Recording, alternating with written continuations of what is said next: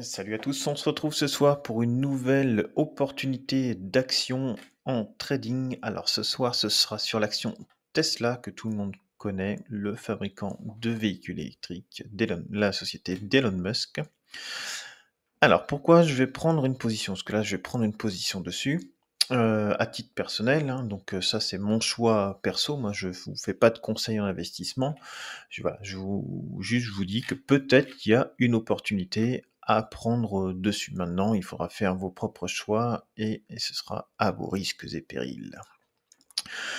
Donc, alors pourquoi je prends cette position? Alors, tout bonnement parce qu'en format journalier ici, j'ai un RSI qui est au-dessus de la zone de neutralité, la MACD ici qui est au-dessus du zéro. Ensuite, vous voyez, j'ai la moyenne mobile à 20 périodes qui est en train de croiser à la hausse la moyenne mobile à 50 périodes. On voit qu'ici, on a refranchi la moyenne mobile 200 périodes en journalier. Et globalement, ce que je vais aller chercher, c'est une entrée fractionnée dans cette zone-là. Voilà. Avec un premier palier, ici, on verra si on prend du gain, là, c'est peut-être sur les petits pics comme ça, là, sur les 7%. En journalier, hein, sur du très court terme, du 7%. Si je passe maintenant sur un format semaine, ce qui me fait prendre la position, c'est voilà, c'est le refranchissement ici de la moyenne mobile à 200 périodes. Clairement, c'est ça. Parce que par rapport à la dernière fois où ça avait refranchi, vous voyez, il y a eu un rejet ici. On avait, vous voyez ici, la moyenne mobile à 20 périodes, à 20 semaines, 100 semaines, hein, qui est inférieure à la moyenne des 50 dernières. Donc là, on voit bien ici, on a un bec qui s'ouvre. J'aurais préféré que ce soit le top séquencé au-dessus. Typiquement, quand vous avez la bleue et la rouge au-dessus et que ça fait à peu près la même figure. Là, ici, on est au-dessus du 0. Là aussi, on est au-dessus du 50.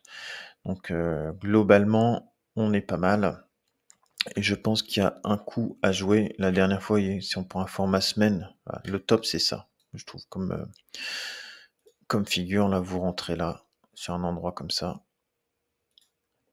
Alors, c'était un peu difficile de rentrer, puisque si vous rentrez là, vous êtes en début de zone de surachat. Mais globalement, vous prenez une position par là, ou vous attendez que ça redescende un peu, et vous ressortez que quand le RSI est inférieur à 50, et que la MACD est inférieure à 0, avec la bleue, là, vous voyez la courbe bleue qui croise la rouge ici, donc ça vous ferait sortir éventuellement par là avec les trois indicateurs, et là vous preniez, vous voyez, quasiment 800%. 2 ans et 6 mois, ça faisait un trade de 2 ans 6 mois, sur un format semaine. Ici, on va peut-être être un peu court sur un format semaine, on verra. On va au moins déjà le faire en journalier, et puis on verra après sur un format semaine. Après, sur un format, si on dézoome un peu, qu'on prend un format mois, ici, on voit le plus haut ici dans les 400. Donc là, clairement, ce serait une zone de prise de gain. Ici, on a eu une grosse phase de correction, de latéralisation, de congestion, suite à la hausse qu'il y a eu. Grosse congestion. Et là, on voit, hop, on est neutre globalement aussi en au-dessus du 50 ici. Là, on est légèrement en dessous, mais on voit qu'on a une première... on a un petit peu de vert qui se met ici, qu'on n'a pas eu depuis avril 2022. Donc, à voir. Moi, je vais tenter le coup. Je vais tenter le coup. Dans l'idée, c'est de faire une entrée fractionnée. Vous voyez, sur cette partie-là, je suis remis en journalier ici. Et on va quand même mettre une invalidation. Hein. Pour tout trade, il faut mettre une invalidation. Globalement, ce trade, il sera invalidé si on casse la moyenne mobile à 200 périodes comme ici. Si on casse là, c'est terminé, je couperai ma position. Donc en gros, 235. Donc on va voir comment je vais pouvoir accumuler ça. Là, globalement, on est par là.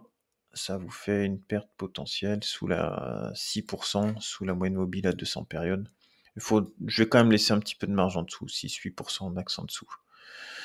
Et puis si vous partez à la hausse, il y a un premier point de gain à 8%, donc ça fait du 50-50 en ratio. C'est pas énorme, hein, mais bon, c'est déjà ça. Si on va un petit peu plus haut, après, vous voyez, on peut aller chercher ici, par là, une petite zone aussi petite zone de bagarre. Et là, on serait sur les 10%. Hein. Après, il y a du 24%. Et puis, si on va chercher le plus haut, après, on sera beaucoup plus au-dessus. Donc, je vais pas prendre une grosse position, même si c'est pour moi un beau signal aujourd'hui avec une hausse, vous voyez, de 4%. On voit qu'il y a des acheteurs. Donc maintenant, on va voir. Je te fais une vidéo de toute façon sur ma prise de position. Tu pourras voir combien je vais mettre sur cette position, comment je vais la gérer un petit peu sur mon courtier Trading 212. Donc je te mettrai en lien, la vidéo et puis, l'opportunité d'achat d'hier de John Deere. Allez, à plus tard.